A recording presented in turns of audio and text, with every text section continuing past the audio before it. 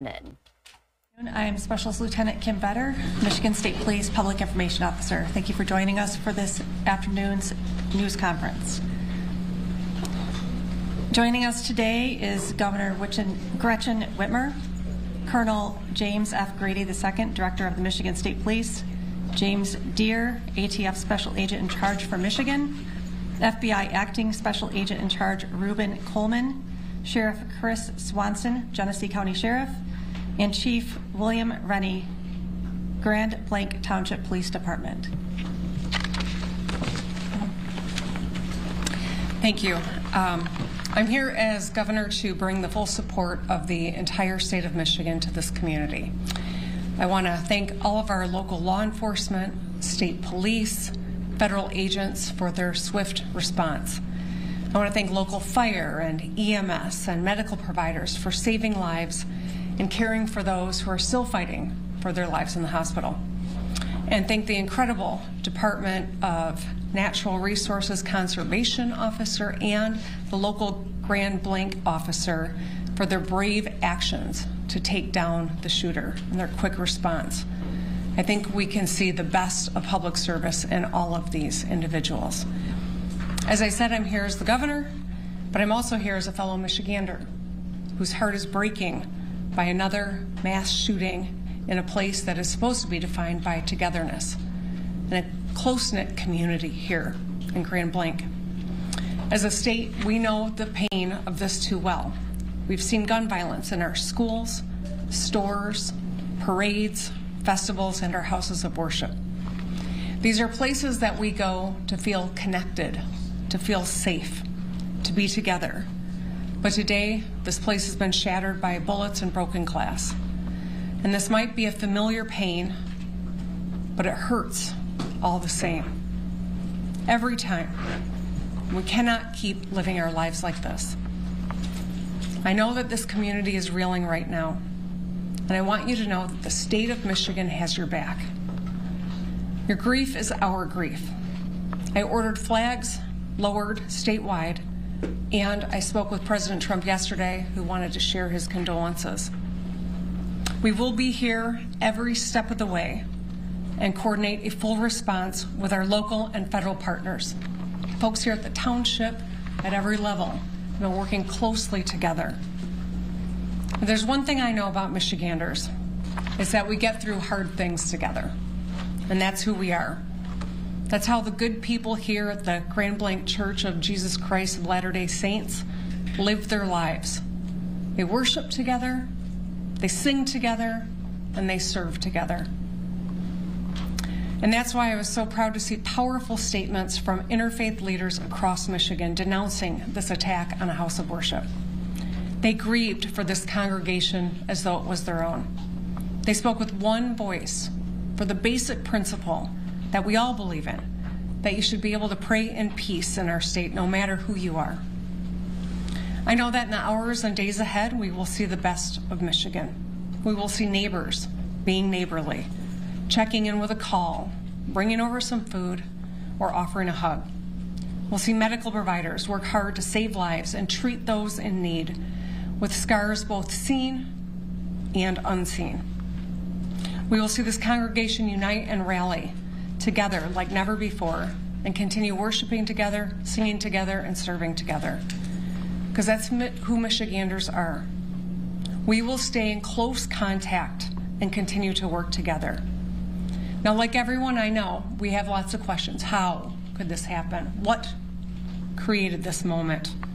Why? And that's motivated by a genuine motivation to understand, to learn, to prevent in the future. But I want to caution everyone. While we are working hard, while the good men and women who are working hard are doing so with due diligence, at this juncture, speculation is unhelpful and it can be downright dangerous.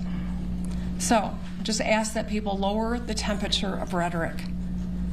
Keep your loved ones close and keep this community close to your hearts. Let's keep doing the work together. Let's be kind and let's love our neighbors. Thank you, and now I'd like to introduce the head of the Michigan State Police, Colonel James Grady. Thank you, Governor, and good afternoon. Now, this community has been greatly impacted by yesterday's events. We are offering our deepest condolences to those affected by this tragedy. This horrific event is something that this community has never experienced. It is important at this time that we come together to support one another in this time of grief.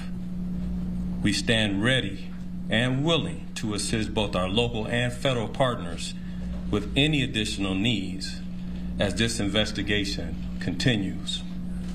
The Michigan State Police immediately responded alongside our public safety partners to secure the scene, provide support to our neighbors, with our emergency support team serving search warrants, the bomb squad and K-9 team sweeping numerous locations for evidence and explosives. Additionally, our forensic science laboratories and our special investigation sections continue to investigate the officer-involved shooting and work alongside our federal and local partners. I'd like to take a moment for everybody to remember that last year we put together an initiative called Stop the Plot. While we are committed to keeping our community safe, we also need your help. Again, it takes everybody. 53% of mass attacks leave a trail of clues leading up to them. And 2/3 of mass attackers elicited behavior that caused concerns. So we are asking our communities to stay vigilant, and if you see something suspicious, please contact local law enforcement or 911 immediately. We will keep the family in our prayers here at MSP as they continue to cover and we work together. Thank you for your time. Next up, we will have from the thank you. We will have ATS Special Agent in Charge for Michigan, James Deere. Thank you, Earl. Good afternoon. My name is Jim Deere with ATF. I'm the Special Agent in Charge for ATF Michigan. On behalf of the men and women of ATF, I offer my deepest sympathy and condolences to this community and to the families affected by this tragedy, this horrific act of violence. There is no place in our society for this. There's absolutely no place. But it's become all too common, and as we know, we have become more and more desensitized. This community is hurting, and we are here to help them heal. As part of that healing process, ATF has brought in their national response team. This is a cadre of world-renowned investigators for arson and explosive incidents. They have been used all over the world, and they come from places as far as California, Hawaii, and they're here in Michigan now.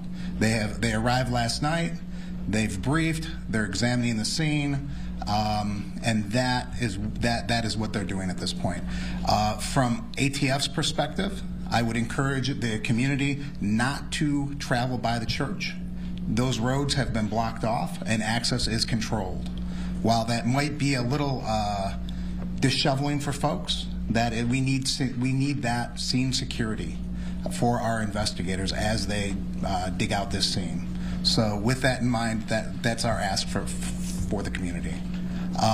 We are also looking at the improvised explosive devices that were recovered during this investigation and looking towards that end as well. I need to introduce the acting special agent in charge for the FBI of Detroit, Michigan, Reuben Coleman.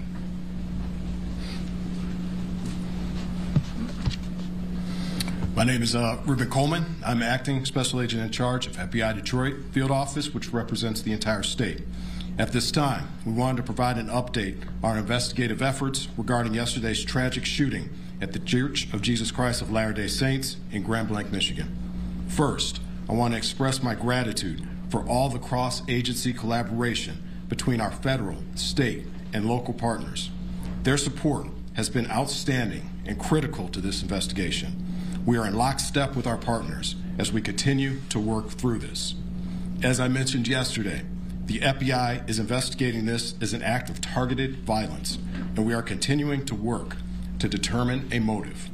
In the past 24 hours, our investigative squads and specialty teams have been out all night, exhausting leads, some of which have been coming in from the public via tips. Our special agents, victim specialists, child advocate forensic interviewers, and local partners have interviewed over 100 victims and witnesses to date and are continuing to interview individuals as we speak. Our Evidence Response Team, or ERT, which is a specialized team of special agents, intelligence analysts, and professional staff, are trained to process crime scenes and collect evidence. They were out all night and continue processing the scene as we speak. Our field office has stood up national equities for support. We are engaging with our Behavioral Analyst Unit, or BAU, and have received support from our Quantico Labs Division to analyze evidence collected to date. We received assistance from our FBI field offices across the country to support this case and follow down leads. While our focus is on this investigation, we want to continue to keep the victims and their families in our thoughts as they navigate through this incredibly difficult time. Please continue to reach out to the FBI via 1-800-CALL-FBI or submit tips at tips.fbi.gov. Thank you. Chief? Sure. You prepare in peace to perform in chaos. I saw it live. I saw what you trained for, what you planned for, and the reality hit yesterday morning on a bright sunny day when people went to worship. But what I also saw is every level of government law enforcement work together for the good of the people. What I witnessed was people putting their lives at risk that had 2 months on the job as an EMT, or brand new firefighters, veteran firefighters, and law enforcement, just to bring a sense of stability to a scene that was chaotic and dynamic. As the sheriff of this county, I see the great people every day. But I want this community to know that those ranks and those agencies that were mentioned before me, we worked together. We worked in concert, and we did the job. And there's more to do. I will tell you, the sheriff's office dedicated every county sheriff medic that we had available, patrol, investigators, we did interviews, emergency management, whatever the task was needed. The sheriff's office worked with everybody that you heard and many that you don't know to bring justice and also order to this scene.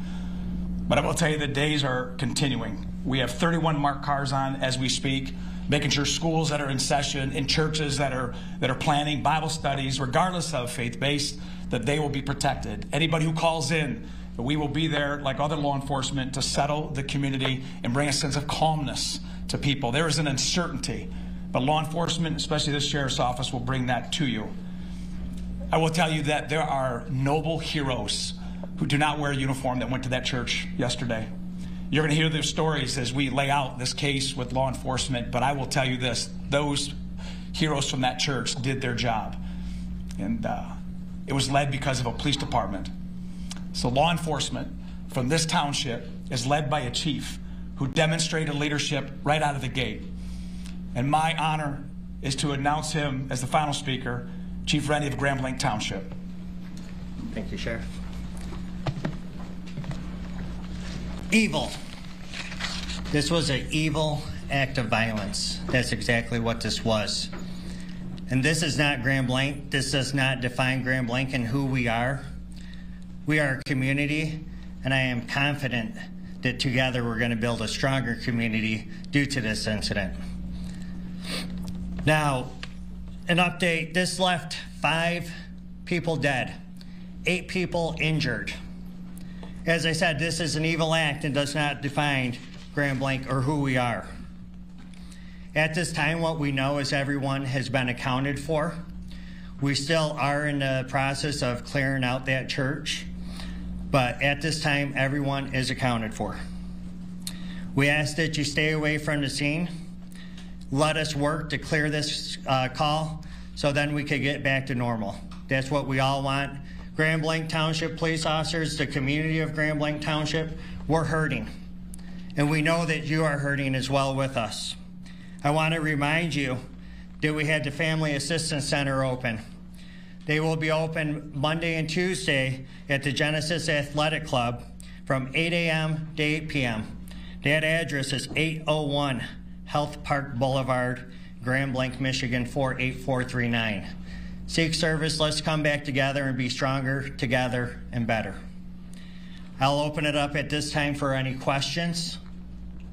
Sir. I have a question. When it comes to the act of violence, can you define why it is considered an act of violence and not something more serious like terrorism? I will let Agent Coleman speak to that particular question. Yes, as of right now, we are calling it an act of violence as this is an investigation that is continuing. We are continuing to receive leads. We're continuing to run down all information. And once we're able to ascertain definitively what we have, that's when we'll make those statements. But as of right now, this is an act of violence. Thank you. Can I follow up on that, please? You called this an act of targeted violence. Can you tell us who you believe the target was? A specific person, the LDS Church, another group? Well, as of right now, again, as this is an ongoing investigation, what I would say is when I say targeted violence, I mean targeted within our state and within our community. Right now, what we are here for are the families and the victims, and we're going to work diligently in order to make sure we can bring closure for them as well. So can you speak about the motive? There was some chatter that the suspect's ex-girlfriend was a Mormon or something of that nature, chatter online about that. Is that something that you can speak to or any possible motive? That is something I cannot speak to at this point in time. We heard that someone was arrested after driving through the barricade near the church. Can you share any information on that, why they were arrested, maybe what their intentions were? Yes, Chief. Yes, I could speak on that. Yes, there was an incident out there. We are still in the process of investigating that incident, whether or not it's related or not. I could tell you that we do have a 21-year-old person in custody for that incident right now. Does the suspect have any prior criminal history or no contact with law enforcement? Are you talking about the suspect from yesterday or today? The suspect from yesterday. The suspect from yesterday has been arrested by law enforcement in the past. And the 5 dead, does that include the suspect or is that another? The 5 dead includes the suspect. Can you give any details on what those prior arrests were? Burglary and OWI. What agencies? Genesee County? That I can't give you 100%. Chief, what do we know? Perry. No, so I just wanted to clarify, no more victims. You searched the church and... We have not completed search in the church, but as we know, everyone has been accounted for. That's going to be all the questions that we answered today. If you, this is our last press conference. If there's other pertinent information that develops, we will let you guys all know and post that on our social media account, Grand Blanc Township Police Department Facebook page. Thank you. Oh, I got the paper. Thank you. Sorry. I'd just like to note that Dr. Michael Danick, the Medical Chief of Staff from Henry Ford Genesis, will be available for questions after this news conference. He's here on the side of the room. Does anybody need any spelling of names? No? That was the very latest from Michigan officials, as we have learned that 4 people were confirmed